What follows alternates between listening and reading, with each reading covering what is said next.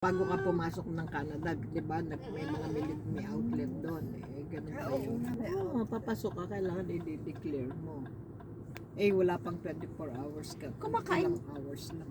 Kumakain ba kayo ng Mediterranean? Yung kebab? Oh, yeah. Yun, oh. Ay, nako. Doon Yes. tayo kumain ngayon. Alam Pero ano, Kain na yun, eh. okay, Gusto Gina. ko yun. Gina. Okay, bago tayo kumain, may usapan muna tayo. Kakain pa ba tayo? Hindi, hapunan, mamaya. Alas 2 bago ako pumasok. Oo, kain tayo. Sige. Hindi na tayo. Starbucks na lang.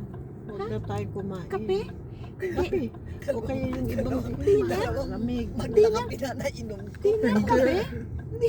Hindi. Aba, ako'y nagtatrabaho. Baka Kape? kape niyo.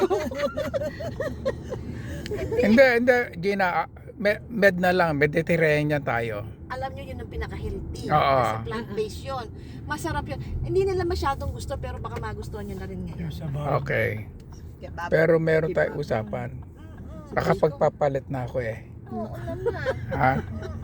O Gina, Kain na nga, nagbayad tayo naman ha? kahapon eh. Ako naman, okay? Okay na nga ng bayad kahapon. Wag naman ikaw nang ikaw. Wag na, minsan kasawaan na yung ganun. Bayad ka naman ngayon, di kami naman ngayon. Magsasawa ang tao sa'yo. Kaya na,